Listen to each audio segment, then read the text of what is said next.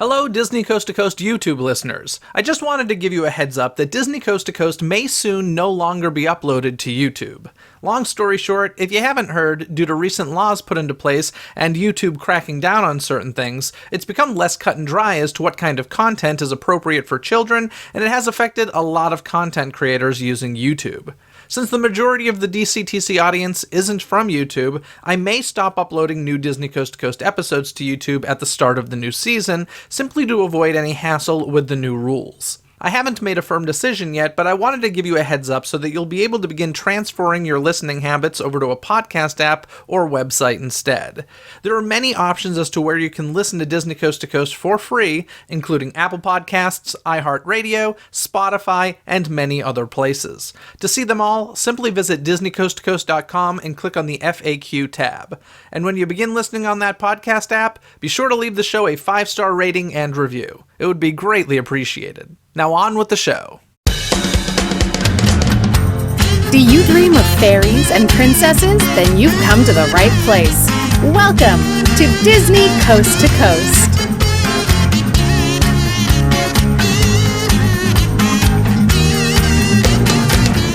Hey folks, and welcome to Disney Coast to Coast, the ultimate unofficial Disney fan podcast. I'm Jeff DePauli, and in today's House of Mouse headlines, we have a debut date for the new Disneyland parade, and Baby Yoda is hitting the store shelves. That and so much more, so let's get to it.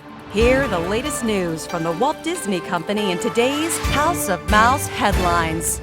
Over at the Disneyland Resort, we got a debut date for the upcoming Magic Happens parade. This brand new parade will debut in Disneyland Park on February 28th of 2020.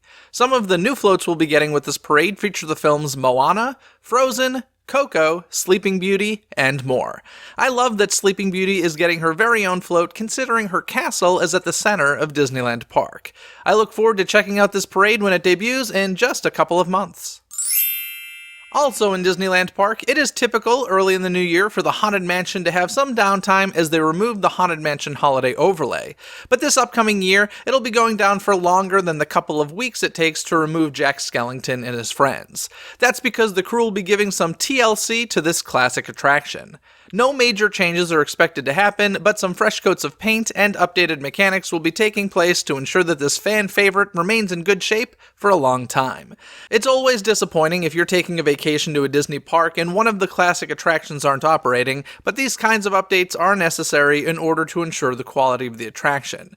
Your last chance to experience Haunted Mansion Holiday is on January 20th of 2020, and then the attraction is expected to be closed until March or April.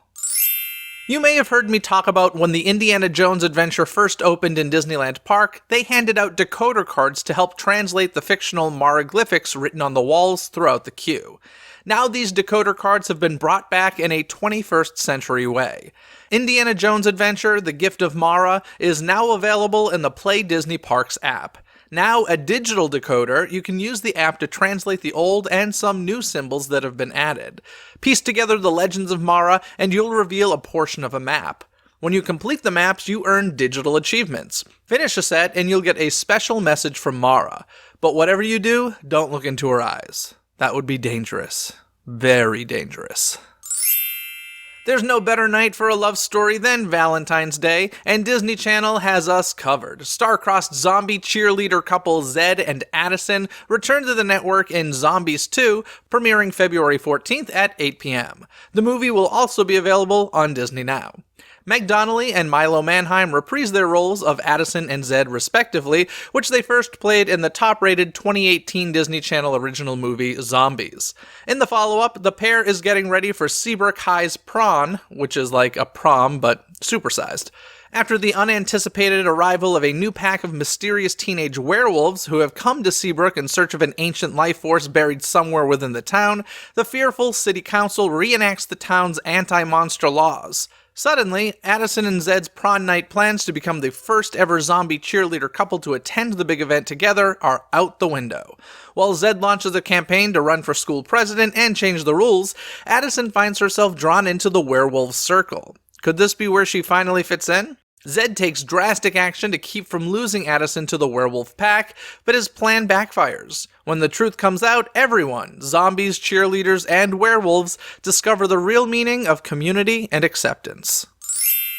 In 2019, Disney had a mega smash hit with the live-action reimagining of Aladdin. When you have a hit, of course, sequels, spin-offs, and more are pretty much a guarantee.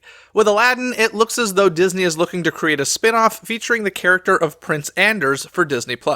Prince Anders was the prince seen in the film trying to win Jasmine's heart before Prince Ali showed up. It's been reported that Billy Magnussen will reprise his role.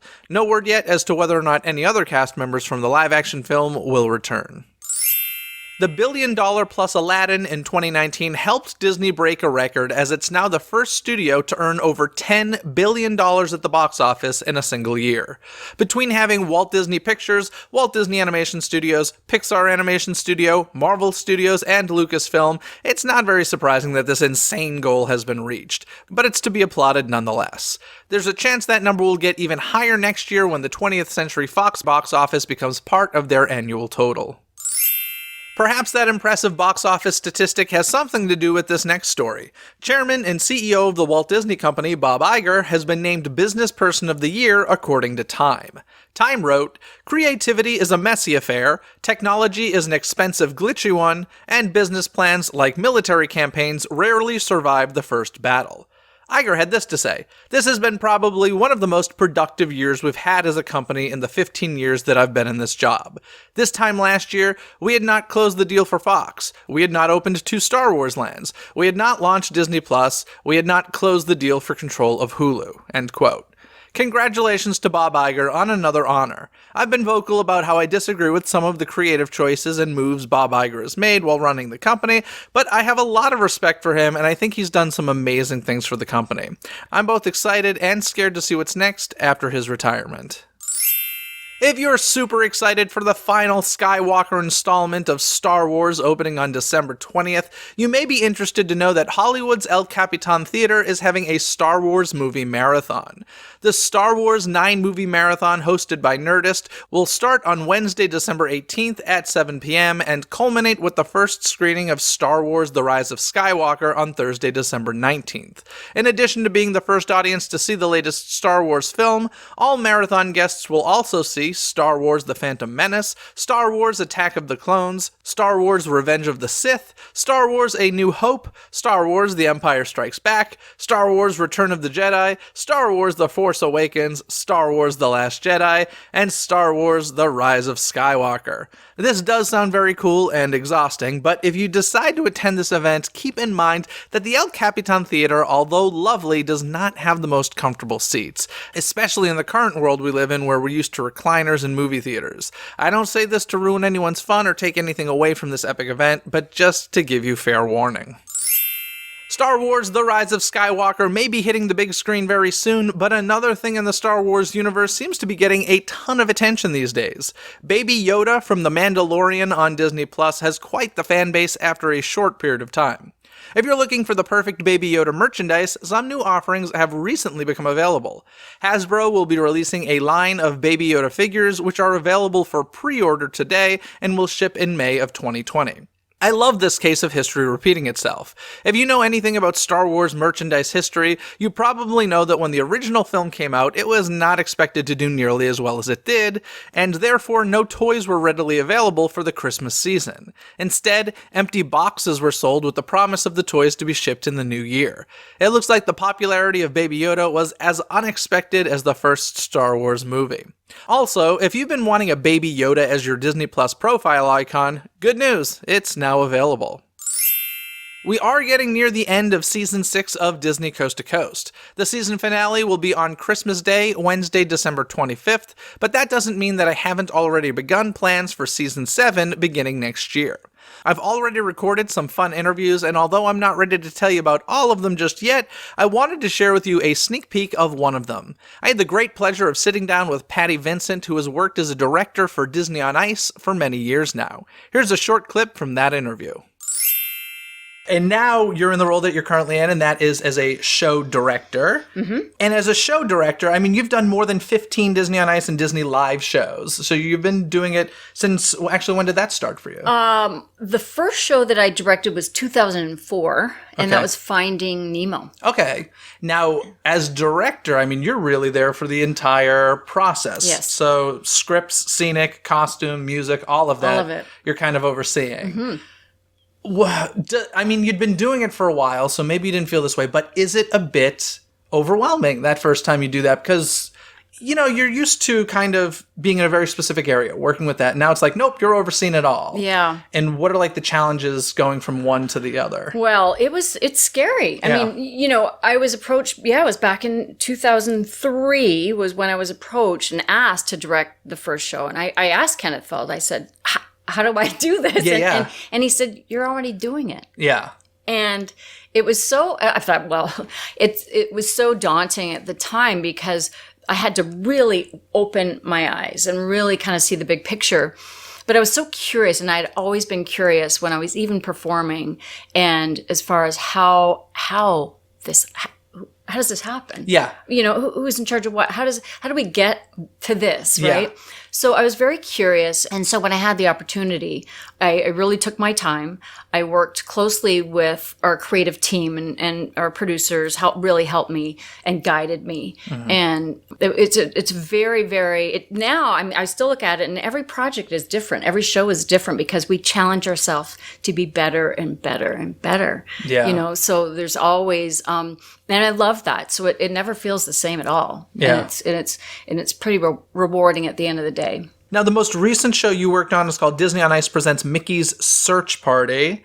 And there's a lot of different popular movies in that one. We got Coco, Frozen, Moana, Beauty and the Beast, Aladdin, Toy Story, Little Mermaid. Am I missing any? There's a little Captain Hook in there. But yeah, that's the latest show. So how did this one come about? You know, because when you're doing shows that are all kind of these medleys, differentiating them, I would assume, might be a little bit difficult. It is. I think for us, because we always want to do something different. Yeah. And the audience expects that. Mm-hmm. And so when we go about, we do a lot of research. We have a team that does a lot of research and you know, what do people want to see? And what haven't we done in a while? And how are we going to demonstrate this? And how are we going to showcase this?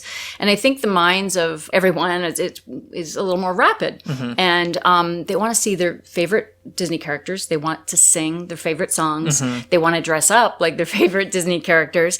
And so the variety style has really come to, it's very popular so that we can have, you know, we can move through story after story and not so much tell so much of the story. Yeah. But because they want to see their favorite characters. And like you said, it's a lot about the music now. It is. Where as long as you hit their favorite songs from the movie, most people are probably pretty happy with that. Yeah, they are. So with Mickey's Search Party, what's the story with that one? Well, first of all, these silly pirates show up and Captain Hook wants to take over Disney on Ice. So we find clues along the way with the help of the audience. And that basically leads us to finding Tinkerbell. Okay. So it's a really fun show. It's really interactive. We found that it was important for us to kind of break the wall. We call them headers, basically a border around our rink. Yeah. And we found that people really wanted to interact. And so we have really fun moments in our Toy Story segment where we see a projected ball jumping on the screen and then it comes to life. And so the audience has the opportunity to kind of bounce this ball around while the skaters kind of follow around. And so we really found that the interaction was it's moving that much forward. The closer we can get the kids closest to the action, we bring the performers out to the audience and try to get the families in a little closer. And now, of course, folks, Disney on Ice Presents Mickey's Search Party is currently touring through California. It's wrapping up its run in Los Angeles, but then it's heading to Anaheim, near Disneyland, of course, December 19th through the 23rd. Then it's in Long Beach, December 26th through the 30th, and Ontario, California, January 1st through January 5th. I hope you enjoyed that early listen. Be sure to tune into the full interview during the first month of Disney Coast to Coast's 7th season. If you're not subscribed, what are you waiting for? Head to DisneyCoastToCoast.com. Now let's get to this week's Twitter poll. On this past Wednesday's episode of Disney Coast to Coast, we talked all about the holiday offerings on Disney+, so I asked you folks, of the following options, which holiday offering on Disney Plus is your favorite? Your options were Mickey's Once Upon a Christmas, The Muppet Christmas Carol, Home Alone, or Miracle on 34th Street. In last place was the classic Miracle on 34th Street with only 11% of the votes, followed by Mickey's Once Upon a Christmas with 25% of the votes, and tying for first place are both The Muppet Christmas Carol and Home Alone with 32% of the votes each. Do you agree with the results of this Twitter poll? Make your voice heard by following Disney CTC on Twitter and taking part in the Twitter poll every week. That's DIZNEY CTC on Twitter. And folks, have you procrastinated? The year is almost over. Don't forget that the 2020 Disney Coast to Coast calendar is now available for purchase over at DisneyCoastToCoast.com for a limited time. You can choose between a wall calendar to hang and display, or a desk calendar which comes in a case for easy display on your desktop. Either way, you'll be getting a bit of Disney magic to enjoy throughout the entire year. In addition, celebrate the openings of the Disney theme parks as each one's anniversary is notated on the calendar. Head over to DisneyCoastToCoast.com and order yours now in order to get it before Christmas. Don't wait until the last minute as 2020 is quickly approaching. Now, this episode of Disney Coast to Coast was produced by Philip Elke, who has supported the show through Patreon. If you'd like to become a DCTC producer or gain other rewards, including early access to episodes, live stream Q&As, and more, information can be found at patreon.com/DisneyCTC. That's patreon.com/DisneyCTC. Other than that, folks, have a magical day. Bye! Thanks for listening to Disney Coast to Coast. Have a magical day. Disney Coast to Coast is produced and hosted by Jeff DePauli. Learn more about the podcast and become a supporter at DisneyCoastToCoast.com.